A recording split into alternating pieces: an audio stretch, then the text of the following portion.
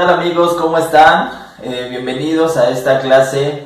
Una vez más vamos a ver el Evangelio. Ahora nos toca ver el Evangelio de Mateo. Y fíjense que el Evangelio de Mateo lo llaman el Evangelio de la comunidad o de la iglesia. De hecho es el único Evangelio que maneja la palabra iglesia. Entonces, ¿por qué es tan importante la iglesia en este Evangelio de Mateo? ¿Qué nos aporta la iglesia? Pero también nosotros, ¿qué aportamos a la iglesia? Yo creo que más adelante vamos a entrar en detalle en este punto, pero síguenos porque va a estar muy interesante este video. Ahora hablaremos un poquito sobre la división y la estructura del Evangelio de Mateo. Por ejemplo, vamos a dividirlo en 5 partes. La primera parte será la infancia de Jesús, que ahí aparece la genealogía desde Abraham hasta Jesús. El segundo punto es conocido como el comienzo del ministerio de Jesús, y este lo vemos en el capítulo 3 del Evangelio de Mateo. El tercer punto es conocido como el ministerio de Jesús en Galilea. Este punto abarca otros 3 puntos, conocidos como el Sermón del Monte, el Sermón de la Misión, que ya hablaremos más adelante de ese, y las parábolas del reino. El cuarto punto es conocido como el ministerio de Jesús, pero en diversas áreas o regiones. Y aquí es conocido como el sermón de la vida en comunidad. Y el quinto punto es conocido como Jesús en Jerusalén. Aquí este punto abarca otros 2 puntos que hacen mención al sermón de los últimos tiempos, pero también a la pasión, la muerte y la resurrección de Jesucristo. Ahora yo te haría una pregunta. ¿Crees que Jesús nos dejó una misión que cumplir en esta tierra? ¿Cuál es esa misión que tenemos que cumplir?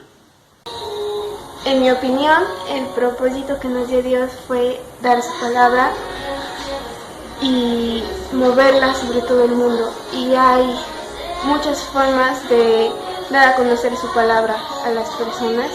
Puede ser música, puede ser por prédicas, por conciertos, hay muchas formas, pero en mi opinión, el trabajo o la misión que nos dejó Dios es eso, llevar su palabra a todo el mundo.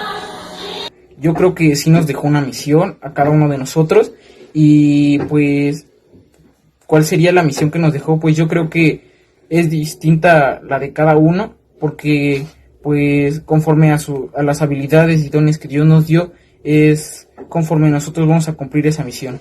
Mi respuesta es sí. Nuestra misión es llevar la palabra a personas que lo necesitan y decirles que Él murió en esa cruz por amor hacia nosotros y por nuestros pecados y que hay vida eterna estando en Él. Tal vez tú ya te habías hecho esta pregunta anteriormente. Y justo aquí, en el libro de Mateo, vamos a poder ver cómo es que Jesús nos dejó una misión. Así es, tú tienes una misión que cumplir aquí en la tierra. ¿Te has preguntado qué significa la palabra misión? Si nos vamos al diccionario, vamos a poder encontrar que misión significa una tarea que una persona le asigna a otra persona. ¿Y esto dónde viene en la Biblia? Efectivamente, lo encontramos en el libro de Mateo y justamente en esa porción de la palabra viene titulado como la Gran Comisión, que es el mismo significado que la misión.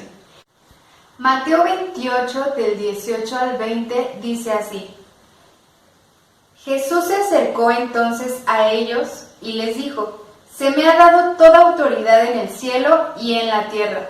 Por tanto, vayan y hagan discípulos a todas las naciones, bautizándolos en el nombre del Padre, del Hijo y del Espíritu Santo, enseñándoles a obedecer todo lo que les he mandado a ustedes, y les aseguro que estaré con ustedes siempre hasta el fin del mundo.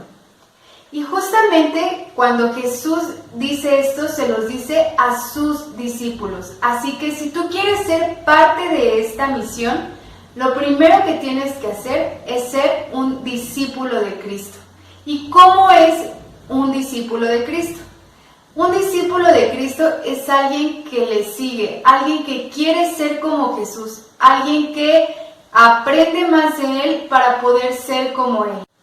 Ahora la siguiente pregunta es: ¿crees que la gran comisión era solo para los discípulos que estaban ahí con Jesús o también es para nosotros?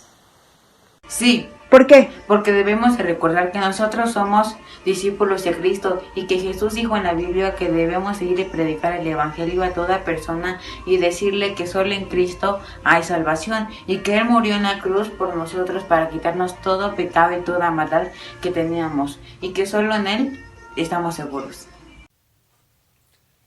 En Mateo 28 del 18 al 20 nos habla sobre la Gran Comisión, en donde Jesús le dijo a los 11 discípulos: vayan y hagan discípulos en todas las naciones, y les dijo que les enseñaran a obedecer todo lo que Él les había enseñado.